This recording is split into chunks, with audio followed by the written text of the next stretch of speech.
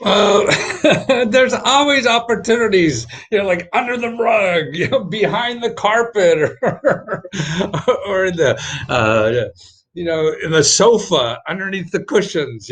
And that's what the government's like, man. You go to the attic and you find stuff. Man, I didn't know this stuff was here.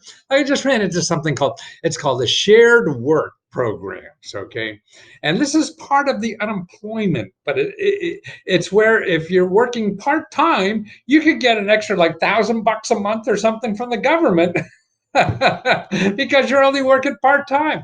Who would have thought? Yep. And it's like I say, it's a little confusing, and it's from the states.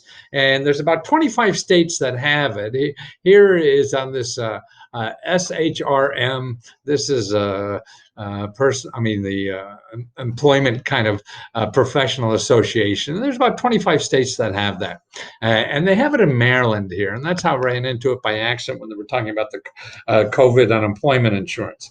And what this does, it really works for the employer and the employee.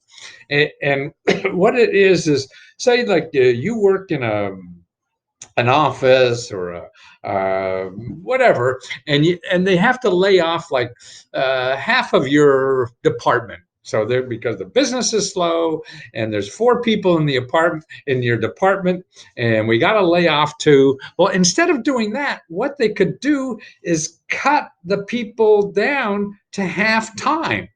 See, and then what happens is the boss, the employer, pays only half the salary, and the state government pays half the unemployment insurance, or it could be 20%. Like maybe there's 4 people working, and they say, well, we got to let one of the people go. And everybody says, well, why don't we just cut down our hours 25% a piece? And that's enough for the company to save money and stay around. And then you, as one of those 4 employees, will get a benefit from the state equal to 25% of the salary. And now with the COVID assessment, I mean, that could be, $1,000 or more a month, for that, because that's getting so expensive now that you could use.